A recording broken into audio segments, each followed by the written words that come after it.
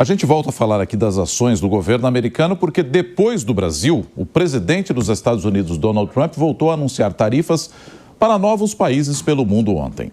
A Casa Branca confirmou, por exemplo, que o Canadá deve ser taxado em 35% e ameaçou o vizinho, inclusive, em caso de retaliação. Eliseu Caetano está aqui com a gente, participa direto da Flórida com mais informações. O Eliseu, como é que estava a situação do Canadá e qual foi a justificativa para esse aumento, para essa nova tarifa para os canadenses? Bom dia para você, bem-vindo aqui ao Jornal da Manhã. Oi, Nonato, muito bom dia para você, para a Soraya e para todos que acompanham a programação da Jovem Pan. A gente fala ao vivo, direto aqui dos Estados Unidos, neste momento na costa leste do país, 8 horas da manhã, com 21 minutos. Temperatura neste momento no sul da Flórida, na casa dos 30 graus Celsius. Uma manhã de sexta-feira bem quente por aqui. Agora, onde está quente é na fria Ottawa, lá no Canadá, país congelante, congelado. Boa parte do ano, que a partir do dia 1º de agosto vai, junto com o Brasil, sofrer nas mãos das tarifas, do famoso tarifaço imposto por Donald Trump. O Canadá também está na lista dos países atingidos e o primeiro-ministro canadense, Mark Carney, recebeu, assim como o homólogo brasileiro Lula, uma carta assinada à mão pelo presidente dos Estados Unidos, Donald Trump. Aliás, esse anúncio também foi feito por Trump através da própria rede social dele, a Truth Social. Então, respondendo à sua pergunta, meu caro Nonato, em um comunicado, Trump informou que o Canadá passará a pagar uma tarifa de 35% sobre as exportações para os Estados Unidos a partir do dia 1º de agosto. Um aumento considerável, viu, de 10%, porque a tarifa anterior era de 25%, ou seja, atualmente o Canadá paga 25% em alguns produtos e passará a pagar 35%. Além disso, Trump planeja aplicar tarifas abrangentes de 15% até 20% sobre a maioria de outros países comerciais, incluindo aliados, viu? Como Japão e Coreia do Sul. Agora, voltando a falar do Canadá, Nonato, no texto o presidente americano deixou claro que as tarifas poderão ser ainda mais altas caso o Canadá adote medidas de retaliação. Essa decisão ocorre em meio à negociação entre os dois países para a formulação de um novo pacto econômico e também de segurança, que Carney, o primeiro-ministro canadense, esperava concluir até o próximo dia 21 de julho. Apesar do aumento, produtos incluídos no Acordo de Livre Comércio, que é o acordo entre Estados Unidos, México e Canadá, devem permanecer isentos, assim como a tarifa de 10% sobre energia e também fertilizantes. Embora o governo americano ainda não tenha tomado a decisão definitiva sobre esses itens, espera-se, há uma expectativa grande, tanto por parte dos canadenses quanto por parte do mercado, de que esses itens permaneçam dentro dessas características.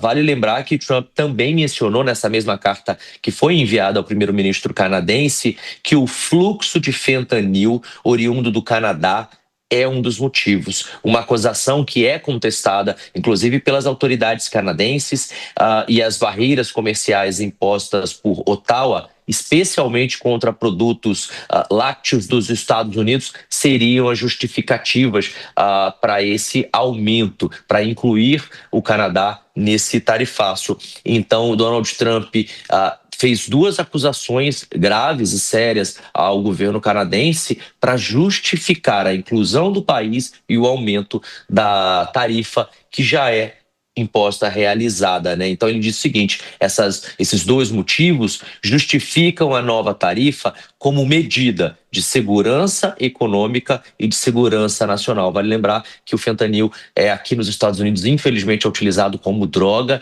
e existe uma crise seríssima, especialmente em estados do norte, como Nova York, Massachusetts, Connecticut, de pessoas que estão viciadas e andam nas ruas como se fossem zumbis, assim, é uma acusação gravíssima, inclusive, com relação ao governo canadense, que respondeu, viu, Nonato? O primeiro-ministro Mark Carney publicou já ainda há pouco uma nota afirmando que o governo canadense continuará a defender os seus trabalhadores e também as empresas, e reiterou o compromisso de cooperar com os Estados Unidos no combate ao tráfico de fentanil. Segundo o Carney, uma quantidade ínfima da substância tem origem no Canadá e o país já adotou medidas rigorosas para reforçar a fiscalização nas fronteiras. Seguiremos aqui acompanhando tudo que é notícia no mundo e eu volto ao longo desta edição do Jornal da Manhã, e claro, da programação da Jovem Pan News. É com vocês no estúdio, Nonato, Soraya.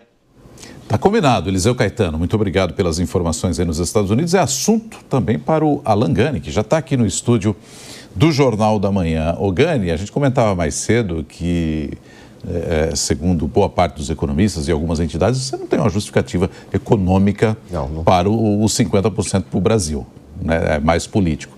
Só que lá no Canadá não tem Bolsonaro, não tem Lula, verdade. Não estão nessa também não. E o Trump acabou elevando a tarifa por lá também. Pois é, né? O Canadá, que é um país amigo dos Estados Unidos, basicamente é quase uma extensão ali dos Estados Unidos, e vai ficando claro que a tarifa protecionista ela é utilizada não apenas por uma questão comercial, mas uma questão muito mais abrangente. Inclusive, eu fiz um vídeo para a rede social da Jovem Pan e eu convido todos a assistirem com uma declaração, uma fonte primária do Scott Bessent, dizendo que as tarifas protecionistas são utilizadas muito além dos aspectos econômicos. É assim que a administração enxerga. Portanto, é uma alavanca para ter vantagens em questões geopolíticas, políticas, militares, econômicas, direito de propriedade, Estado de Direito, etc. Portanto, Donald Trump também utiliza a tarifa protecionista, e aqui sem entrar no mérito se isso é bom, se isso é ruim, mas o fato é que ele utiliza a tarifa protecionista contra o Canadá relacionado à questão imigratória. Imigratória não, a questão de entrada de droga, né, na fronteira. Agora, imigratória seria em relação ao México. Agora, a tarifa protecionista, Nonato, ela não tem, como você bem colocou, ela não tem muito a ver com a questão do déficit em transações correntes. Um pouco aqui de economia básica. Um déficit em transações correntes, ele pode ocorrer independentemente se você tem tarifa protecionista ou não. Significa apenas que o país está gastando mais do que está produzindo internamente, ou de uma outra maneira, ele investe mais do que poupa. É simplesmente isso que um déficit em transações correntes ele quer dizer. Não tem absolutamente nada a ver com tarifa protecionista de outros países. Você pode ter tarifa protecionista e ser superavitário ou deficitário. E vai ficando claro que os Estados Unidos utilizam as tarifas protecionistas para um outro fim. O ponto é que, se escalar isso com o Canadá, o consumidor canadense e o consumidor norte-americano vão acabar pagando a conta. No caso dos Estados Unidos, os Estados Unidos compram energia barata do Canadá. Ocorrerá um encarecimento do preço da energia se essas tarifas de fato se mantiverem. Aproveitando que você fez o convite para a nossa audiência, né, vou reforçar aqui então para quem quiser acompanhar, né, a sua coluna, enfim, dos outros comentaristas, só acessar o jovempan.com.br.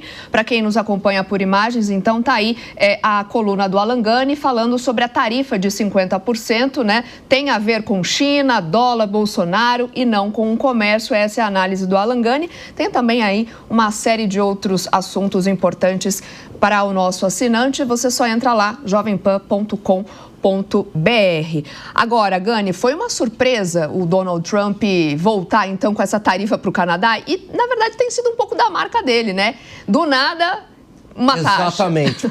Olha, no início seria uma surpresa. Quando a gente viu lá o Liberation Day, então, os Estados Unidos taxando fortemente o Canadá, o Vietnã, um grande parceiro comercial dos Estados Unidos, Israel, que taxou em 17%, ali foi uma surpresa. Falou, pô, peraí, são países aliados dos Estados Unidos, são países amigos dos Estados Unidos. Mas agora já caiu a ficha do mercado. Então, essas taxações adicionais, né, sejam elas para a União Europeia, sejam elas para o Canadá, sejam elas para Israel, inclusive, né, em Israel também se manifestou contrariamente esses dias.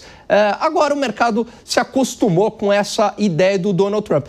E também o mercado já entende que não necessariamente essas tarifas vão valer, né, de fato. Por quê? Porque a gente já não observa, Soraya, aquela reação forte nas bolsas dos Estados Unidos, no mercado de juros dos Estados Unidos. É claro que traz sim ainda uma oscilação, uma volatilidade, mas diferente do que a gente viu no passado. Justamente por conta desse comportamento do Donald Trump de vai e vem, né? Ele coloca, depois ele chama para negociar, aí ele retira, aí o outro país reage, aí ele fala, eu vou esperar mais um tempo, eu te dou 90 dias, aí ele volta com a tarifa, e é claro que chega um momento que esse discurso vai perdendo também a sua credibilidade, vai se desgastando ao longo do tempo. Valeu, Gani. Até já. Valeu.